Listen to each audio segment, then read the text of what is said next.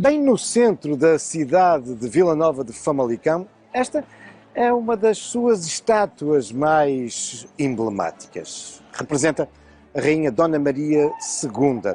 É uma obra do escultor Mestre Barata Feio e um arranjo do arquiteto Agostinho Rica, concebido em 1967. No entanto, a inauguração ocorreu no dia 1 de janeiro de 1968. E porquê a Rainha Dona Maria II? Porque, em boa verdade, é durante o seu reinado, mais precisamente em 1835, que é criado, na sequência das profundas reformas administrativas do nosso país, é então criado o Concelho de Vila Nova de Famalicão. Mas é também Maria II que 6 anos depois, em 1841, eleva o lugar a Vila. Mais tarde, muito mais tarde, em 1985, Famalicão atingiria o estatuto de cidade, a cabeça de um dos mais dinâmicos territórios no norte de Portugal. Mas um território cujas origens, afinal, não estão relacionadas com Dona Maria II e o século XIX. Não. A história deste concelho é muito, muito anterior.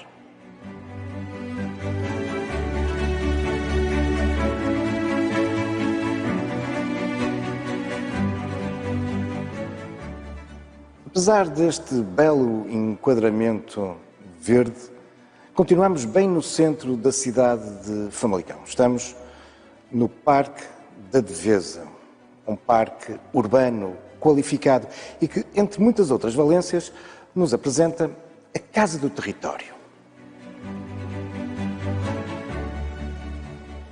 E este é um espaço privilegiado para nos apercebermos então dessa longa diacronia, dessa longa história da relação do homem com este território coincidente hoje com o concelho de Vila Nova de Famalicão. Vestígios arqueológicos testemunham que a fixação do homem neste local remonta ao Neolítico, há pelo menos cerca de 6 ou mesmo 7 mil anos. Durante os séculos e milénios seguintes, durante a Idade dos Metais, esta relação dos nossos antepassados com o território vai-se alicerçando e dando origem a povoados cada vez mais sedentários e crescentemente utilizando materiais que, com a Idade do Ferro, darão origem aos primeiros povoados em pedra.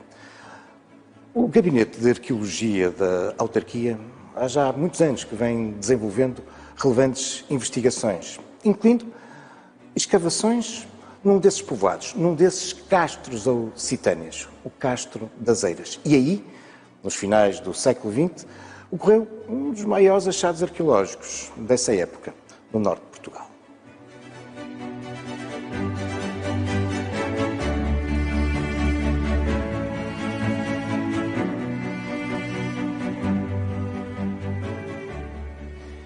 É de facto belíssima esta pedra formosa, uma obra-prima da arte castreja, ou seja, uma estrutura que datará entre o século I antes de Cristo e o século I depois de Cristo. Foi, como vos dizia, encontrada nas escavações arqueológicas no Castro do Alto das Eiras por volta de 1990. Servia de entrada de um dos tradicionais balneários que muitos dos castros e citâneas apresentavam. Há aqui um grande investimento artístico primoroso em torno de uma grande pedra que apresentava não só os encaixes para colocar as mãos, que permitiam depois introduzir o corpo por esta pequenina entrada. O objetivo era que não houvesse perdas de calor. Mas, para percebermos melhor como funcionavam estes balneários, o Gabinete de Arqueologia da Autarquia possui a poucos metros de distância a reconstituição de um destes balneários que é utilizado com fins pedagógicos. Uma estrutura anterior ao domínio romano. E esse período que se abre entre nós, sensivelmente, no início da nossa era, vai ser também muito marcante no atual território de Famalicão, marcado nomeadamente por aquela que vai ser a principal via romana neste extremo do Império. A estrada que, partindo de Olicipo, Lisboa, se dirigia para a maior cidade do noroeste da península, Brácara Augusta. Uma via que irá até aos dias de hoje, porque em parte ela coincide com a Nacional 14, irá marcar o rumo da história deste território.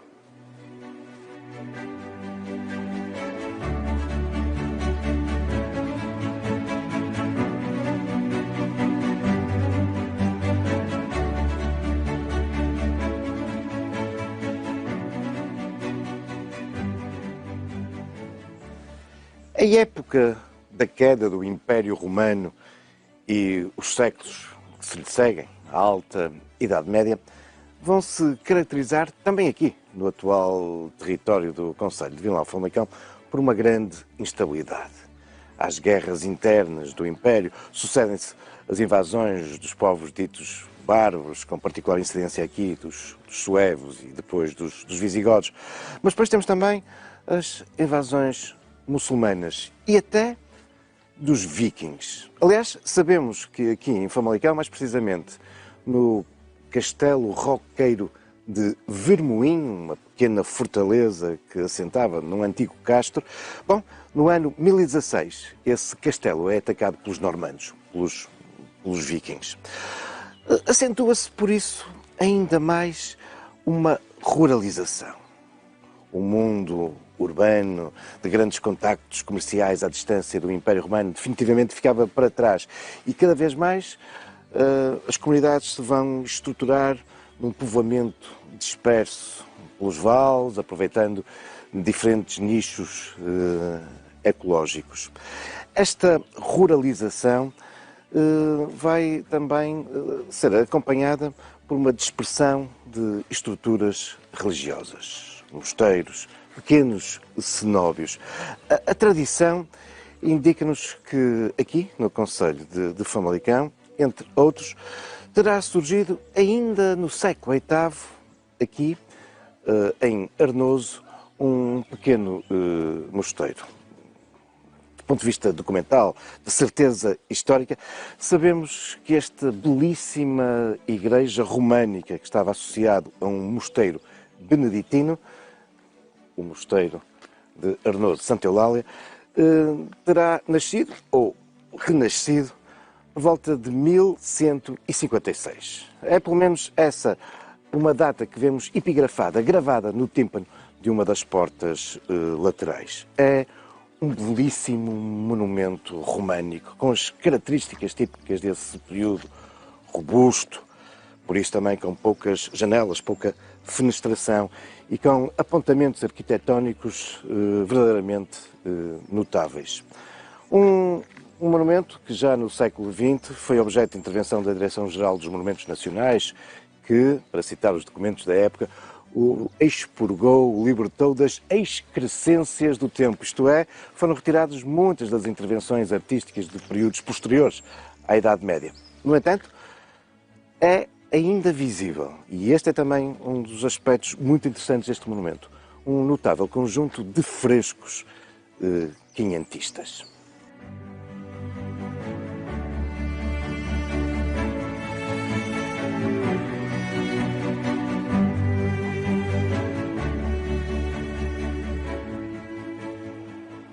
Um outro imponente monumento medieval no território do atual concelho de Vila Nova de Famalicão é a Ponte da Lagoncinha sobre as águas do Rio Ave. Um monumento robusto, com os seus talhamares, os seus contrafortes, encontra-se de resto classificado como monumento nacional. É ligeiramente mais tardio do que a igreja de Arnoso, que, como vimos, remontará ao século XII. Os investigadores admitem que aqui a Ponte da Lagoncinha será já do século XIII.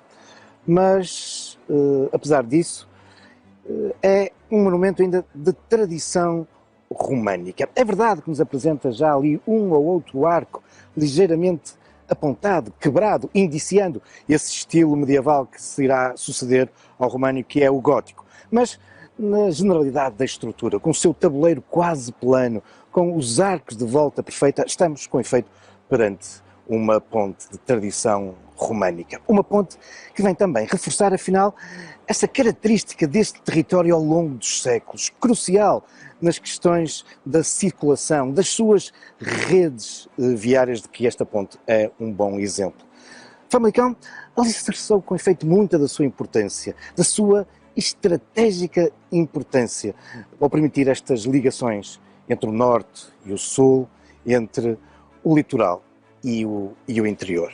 Hoje, ao contemplar esta ponte, uma ponte que continua a ser usada pelos peregrinos que aqui percorrem os caminhos para Santiago de Compostela, não deixamos de nos surpreender como 800 anos depois ela continua a permitir a passagem de um intenso tráfego, nos nossos tempos, tráfego automóvel.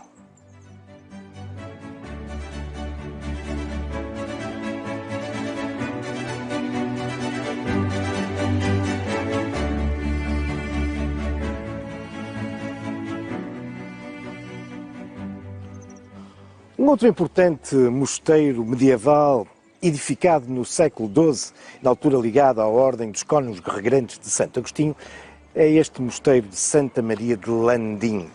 É óbvio que hoje, quando contemplamos o monumento, não estamos a observar esse templo românico do século XII, mas sim o resultado de profundas reformas que esta igreja vai sofrer no início do século XVI. Obras que ficam associadas, de resto, àquele que é um dos pioneiros do Renascimento no nosso país, o bispo de Viseu, Dom Miguel da Silva. Aliás, alguns dos mais antigos vestígios da arte renascentista em Portugal estão associados, de facto, a essa figura, seja em São João da Foz, no Porto, seja, obviamente, em Viseu, recordando, por exemplo, que é ele o mecenas de Grão Vasco. Mas também aqui, com responsabilidades em Landim, Dom Miguel da Silva vai ser responsável por esta fabulosa fachada renascentista. Mas, entrando dentro da igreja, podemos também contemplar outras marcas do tempo, mais recentes, nomeadamente o barroco. A fabulosa talha barroca do século XVIII. É também um período que deixa marcas importantes no concelho de Vila Nova de Famalicão, muito associado a um grande desenvolvimento agrícola, particularmente do milho, fazendo com que várias propriedades aqui se desenvolvam nessa época, ou então, já quando entramos no século XIX, muitos brasileiros de torna viagem aqui investem também em propriedades agrícolas. Caso, por exemplo, de uma quinta que veremos mais tarde passar para a posse da esposa de um dos mais fabulosos criadores da literatura em português, Camilo Castelo Branco. E em Famalicão é incontornável uma visita à Casa Museu de Camilo Castelo Branco, em Sede.